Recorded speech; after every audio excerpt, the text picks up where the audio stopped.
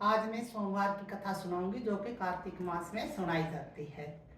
तो एक बार महादेव जी कैलाश पर्वत पे जाने लगे तो माता पार्वती बोली कि भगवान मैं भी चलूंगी।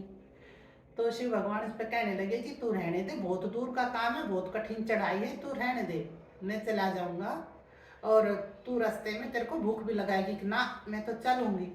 तो महादेव जी कहने लगे कि चल, चलेगी तो चल। नहीं मानी पार्वती, चल पड़े। अब पार्वती ने तो वो एक काम किया जो महादेव जी ने बोला था। रास्ते में चल के बोली कि भगवान मेरे को तो भूख लगी है। बोला भूख लगी है तो अब मैं यहाँ पे तेरे लिए कहाँ से खाना लाऊं।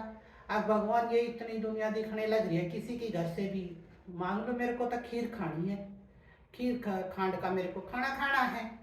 चल पड़े। तो अब एक साहूकार का घर था। भगवान ने सोचा चलो इतने बड़े साहूकार का घर है, यहाँ पे चल पड़ते हैं। जाके बोले, मोटा का अपना भेष बना रखा था, साधु का भेष बना रखा था। चले गए वहां पे। आई साहूकार ने बाहर निकल के महादेव बोले कि मेरी जो ये पत्नी है इसको भूख लगी है और इसको खीर खानी है। तो साहूकारनी ने देखा अब कपड़े वपड़े ऐसे पहने हुए हैं। तो साहूकारनी बोली देख मोटा मॉडर्न ने के वो करने लग रहे हैं, इन्हें खीर खांड का खाना चाहिए, अपने घर में क्यों ना टिके रहते। तो देख लिया भगवान ने कि नहीं देगी, करा इशारा पार्वती की साइड कि चल यहाँ तो कुछ बात नहीं बनने वाली। चले गए वहां से। फिर आगे गए तो एक झोपड़ी में एक बुढ़िया बैठी हुई थी। बोले चल बुढ़िया के पास लगता तो है नहीं कि कुछ होगा, पर एक बार इसको भी देख लेते हैं पूछ के, या हो सकता है यही खिला दे। चले गए दोनों। बुढ़िया माई बोली कि आओ भगवान कैसे आए, कि मेरी पत्नी को भूख लगी है और इसको खाना चाहिए, इसको खीर खानी है। अब बुढ़िया एक लोटा उठा के और चल दी बिगर कुछ कहे। भगवान बोले कि बुढ़िया कहाँ चल दी। बोली भगवान दूध चावल इंतजाम करके लाऊं हूँ अपना, मैं आप दोनों को खाना खिलाऊंगी। तो भगवान बोले कि कहीं जाने की जरूरत नहीं है, अंदर जाके देख, अपना बर्तन उगाड़ के देख दूध का। उसने दूध का बर्तन देखा उगाड़ के तो दूध का भरा हुआ। बोला दूसरा बर्तन भी देख ले, वो देखा तो उसमें चावल। अब खांड भी भगवान ने तो सारे इसके ऊपर दिए, भगवान तो भाव के भूखे थे, उसका भाव देख लिया। तो भाई अपना बुढ़िया बैठ गई खाना बनाने। बुढ़िया ने खीर बनाई तो इतनी सारी खीर बन गई। अब बुढ़िया बोली कि भगवान ये इतनी खीर आपने बनवा तो दी, अब आप दो जने और एक में इतनी खीर का मैं क्या करूंगी। फिर भगवान बोले कि ऐसा है, एक बार आंख बंद कर। बोले मेरे पास तो मेरा परिवार भी नहीं रहता, मैं तो अकेली रहती हूँ, मेरा सारा परिवार इधर उधर है। बोले अपनी आंख बंद कर। आप बुढ़िया माँ की आंख बंद करवा दी। बोले का खोल ले वापिस आंख। जैसे ही बुढ़िया ने आंख खोली, बुढ़िया के बहू बेटे नाती पोते सारे बैठे, सब बुला दिए भगवान ने तो अपनी शक्ति थे। तो सबने बैठ के खीर खाई।